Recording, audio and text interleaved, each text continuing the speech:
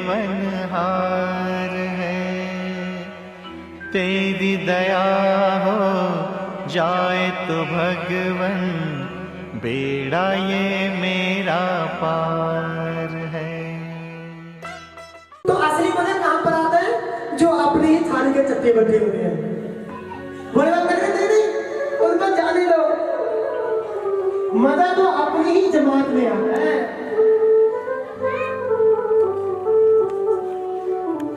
महाराज अब बारात चली, सभी कुछ ना कुछ गा रहे हैं। अब भूत प्रेत अपनी अपनी अलग अलग ही धुन निकाल रहे हैं महाराज। कोई कुछ बोल रहा है, कोई कुछ बोल रहा है, कोई अकड़म बोल रहा है, कोई बकड़म बोल रहा है, कोई चकड़म बोल रहा है, पीछे बम लगा रहे हैं। क्यों? क्योंकि भोला बम लगाने से बहुत प्रसन्न हो जाते हैं ना। अब भोले बाबा की बारात चली।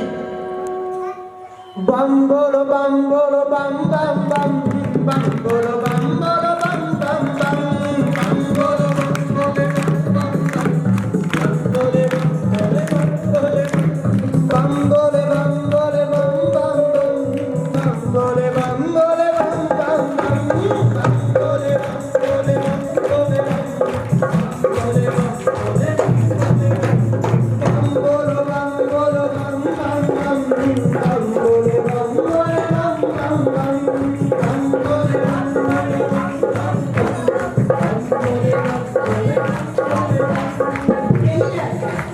यही वो तंत्र है, यही वो मंत्र है, यही वो तंत्र है, यही वो मंत्र है। प्रेम से जपोगे तो मिटेंगे सारे गम।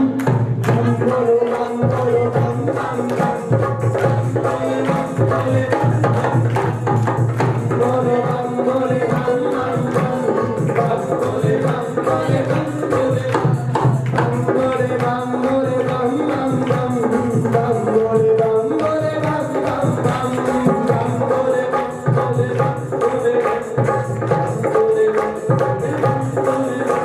अच्छा, यही कोई तंत्र करने की जरूरत नहीं, कोई मंत्र करने की जरूरत नहीं है। बरादरी यही बोल रही थी।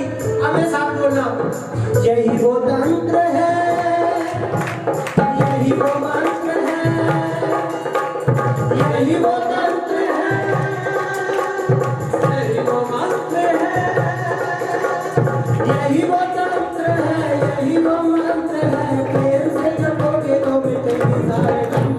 बम बोले बम बोले बम बोले बम, बम बोले बम बोले बम बोले बम, बम बोले बम बोले बम बोले बम, बम बोले बम बोले बम बोले बम, बम बोले बम बोले बम बोले बम, बम बोले बम बोले बम बोले बम, बम बोले बम बोले बम बम बम, बम बोले बम बोले बम बोले बम, बम बोले बम बम बम, बम बोले बम बोले बम बम बम। अरे कुछ भी बोल रहे हैं, आपने बम बोलना है, ठीक है? पीछे अकड़ बम बम बकड़ बम बम, अकड़ बम बम, अकड़ बम बम बकड़ बम बम, अकड़ बम बम, अकड़ बम बम बकड़ बम बम, अकड़ बम बम बकड़ बम बम, चकड़ बम बम बकड़ बम बम, अकड़ बम बम बकड़ बम बम, अकड़ बम बम बकड़ बम बम, चकड़ बम बम चकड़ बम बम, अकड़ बम बम बकड़ बम बम, अकड़ बम बम बकड़ बम बम, चकड़ बम बम बकड़ बम बम। महाराज इस प्रकार की बारात जा रही है भोले बाबा की। कहते हैं कोई अपने धुन लगा रहा है, कोई अपने ही सुर लगा रहा है। महाराज जैसे ही कहते हैं कि उधर बारात की आगवानी हो रही थी, कोई जूस डाल रहा है महाराज गिलास में। बात को ध्यान से सुनना कि कोई जूस डाल रहा है गिलास में, कोई चाय डाल रहा है गिलास में। महाराज जैसे ही एक उड़ता हुआ प्रेत आया ना, पीछे से इस प्रकार की धुनें आने लगी। महाराज वो जूस डालता डालता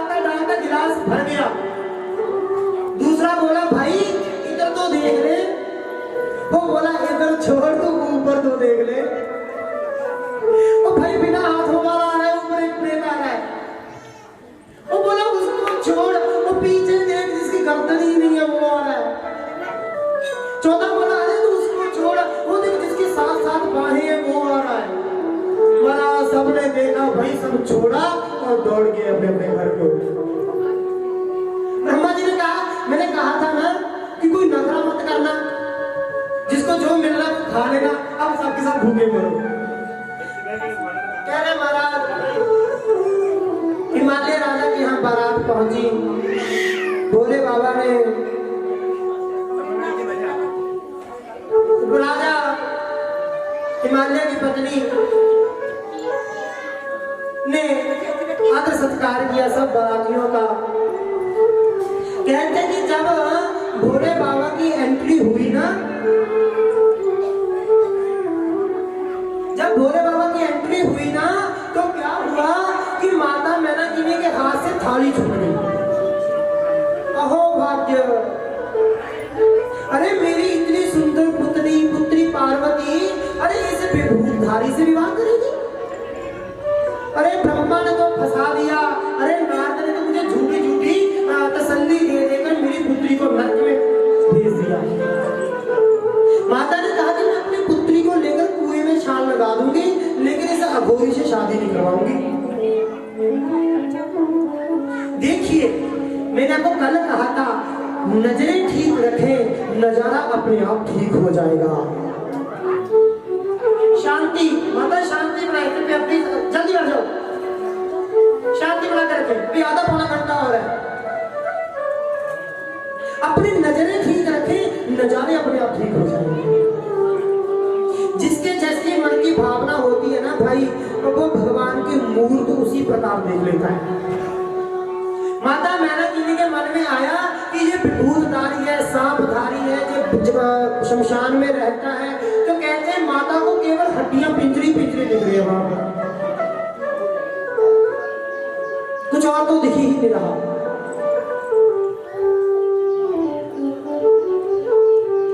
सभी ने प्रार्थना की कि हे भगवान भोले बाबा, आप तो परम दयालु परम कृपालु हो, आप ऐसा करो कि अब अपना स्वरूप बदल लो, अपना स्वरूप बदल लो प्रभु।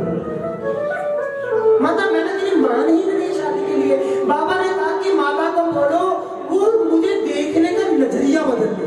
क्या कहा? मुझे देखने का। संत होते हैं ना, संत किसी को तो ये लगता है कि यार ये पैसे ही है, जब आधार कार्ड करके रखते हैं, सब धूने में बैठा रहता है। किसी किसी को उसमें ही भगवान के दर्शन होते हैं।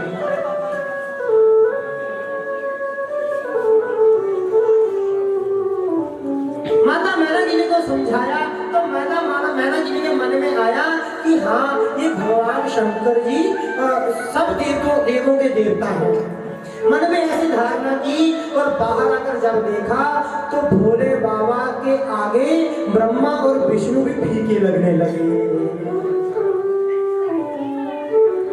भोले बाबा का स्वरूप इतना सुंदर हो गया। कहते माता ने खुशी खुशी आओ भक्त की दिल की त्यागी किया, और कहते हमारा फेरे त्यागी भोले बाबा की होगी। कथा को छोटे रूप में सुने।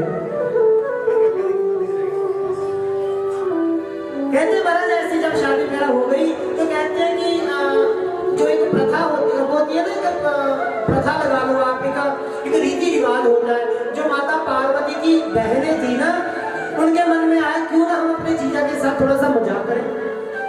क्या करें? मजाक करें। महाराज ऐसे ही हुआ। कहते कि भोले बाबा ने त्रिशूल को लेकर बैठे थे।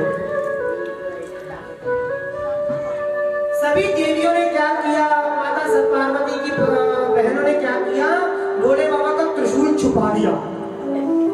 त्रिशूल वैसे तो भोले बाबा का त्रिशूल इतना भारी है कि ऐसी हजार लाखों पृथ्वियां भी उसके अंदर समाती हैं। इतना वजन किसी से उठाया नहीं जाता। लेकिन भोले बाबा की अपनी एक अजब माया है ना,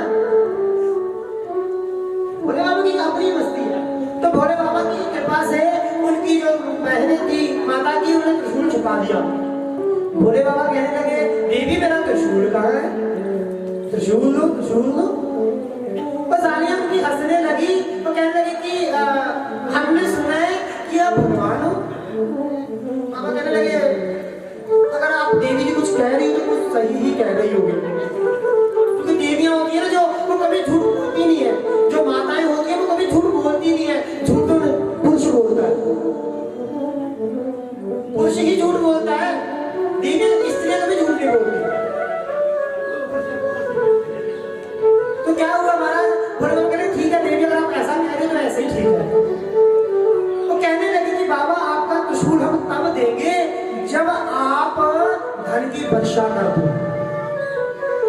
माता पार्वती ने कहा कि हे सखियों बहनों तुम ये गलत कर रही हो, तुम भगवान की भिक्षा ले रही हो, ये कुछ भी कर सकते हो। उन देवियों की थोड़ी बच्चों बड़ी बातें लगा लो। आपने कहा कि नहीं प्रभु अगर आप धन की वर्षा करोगे तो ही हम यकीन मानेंगे। तो भोले बाबा कहने लगे कि ये कौन सी बड़ी बात। कहते भोले बाबा ने बैठे बैठे ऐसे हाथ उठाया, धन की वर्षा होने लगी, सिक्के गिरने लगे। कहते हैं कि जितने एरिया में वो सिक्के गिरे वहां उतने घुटने तक सिक्के भर गए सोने के मूरी। देवियों को होश आया, बुद्धि ठिकाने पर आई, उन्होंने कहा ओहो हमसे बहुत बड़ी भूल हुई। भगवान से प्रार्थना की, भगवान ने ये हाथ नीचे किया और धन की वर्षा रुक गई। बोलो शंकर भगवान की। भाई और मैं आपको क्या क्या गिनाऊं भोले बाबा के।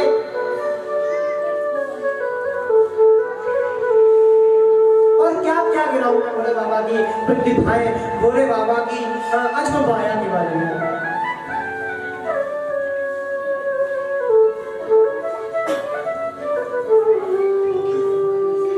तभी तो ये जो संत होते हैं महात्मा होते हैं वो इनकी माया को जान चुके होते हैं। जब युवकों की जानने का प्रयास करते करते उनको कुछ अनुभव हो चुका होता है कि इनकी माया क्या है। हमारी अभी वो बुद्धि से परे की बात है। हमने वहां तक कभी हमने अगर हम ए भी नहीं सीखा, हमने अगर आपने ए सीखा होता ना तो आपका अच्छा कथावाचक में कमी हो सकती है, जब को कमी होती है। जो सुनने वाले होते हैं ना ये कथावाचक से बड़े होते हैं। क्यों? क्योंकि कथावाचक तो सुना रहा है लेकिन सुनने वाला बात को अपनी बुद्धि में डालकर, अपने मन में डालकर उसकी कितनी बड़ी व्याख्या कर सकता है, इसलिए सुनने वाला बड़ा होता है। कभी कभी कथावाचक कुछ कहता कुछ है, सुनने वाला उसका मतलब कुछ निकाल लेता है। ये उनकी बुद्धि में कमी है।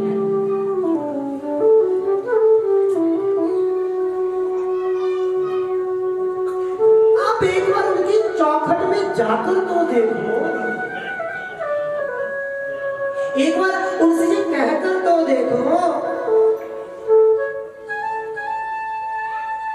मुझे राधे रो गोपाल मेरो गोविंद मेरो गोपाल गोविंद मेरो गोपाल मेरो गोविंद मेरो गोपाल मेरो गोविंद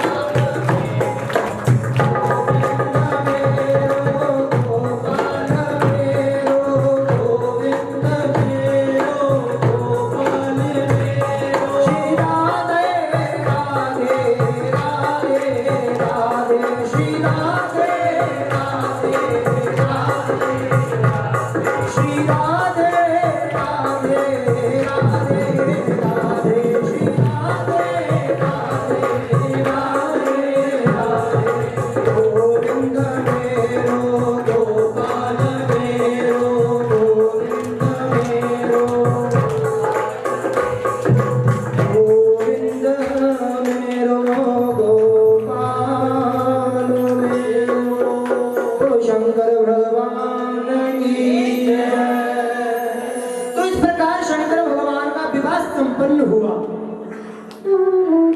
आगे वैसे सुनेहा आ गया हमें, अरे महाराज कथा समाप्त करो। लंगर ठंडा हो रहा है और संगत के मन में उल्लास बढ़ रहा है। तो फिर हमें भी लगा भाई अभी एक प्रसंग सुना के कथा समाप्त कर दे, कर दे। हाँ माता कह रही है हाँ हाँ कर दो कर दो।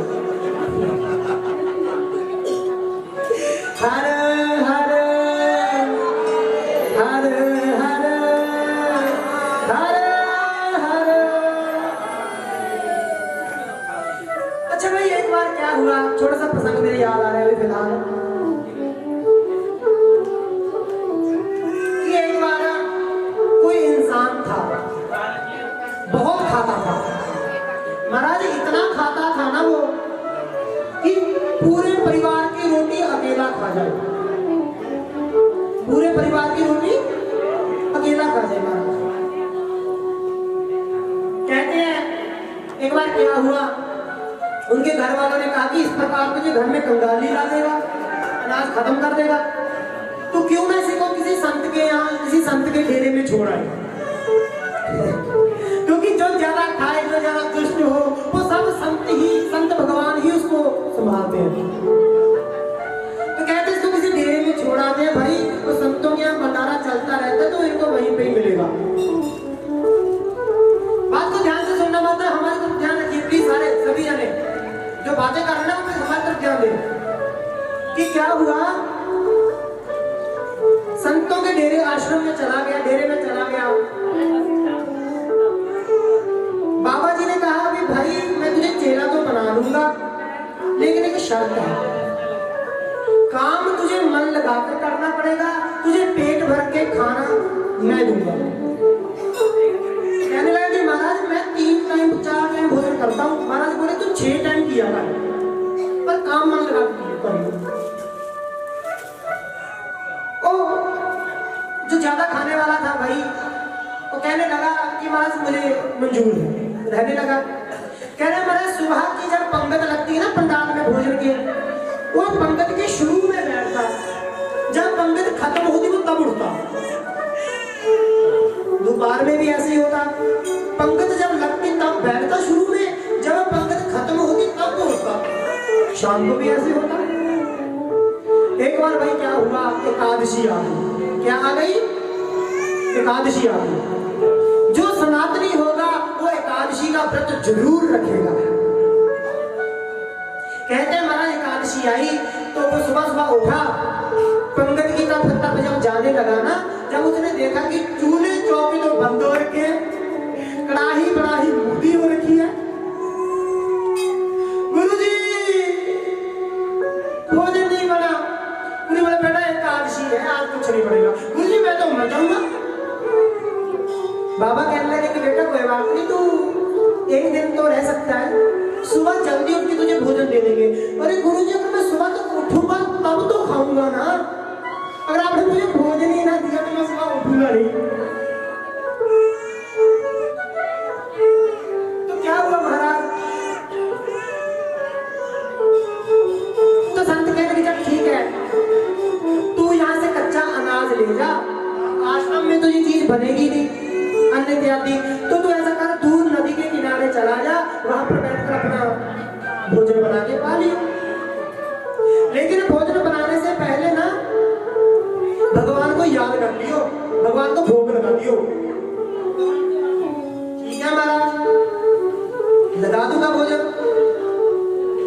अब महाराज ऐसे ही भोजन बनाने लगा। भोजन बनाते बनाते उसको याद आया कि भाई भोजन तक का तो भगवान को भोग लगाना है। देखिए जो सरल मन का होता है ना, संत उसी को नजदीक लगाते हैं। हम लोग तो उसके अवगुण देखते हैं, लेकिन संत भगवान उसके गुणों को देखते हैं। माता कृपया बैठने का कोशिश करें जल्दी जल्दी से, क्योंकि कथा 10-20 मिनट की कथा रहेगी, तो ध्यान से सुनिए प्लीज, जल्दी बैठे प्लीज कृपा करके। हर हर।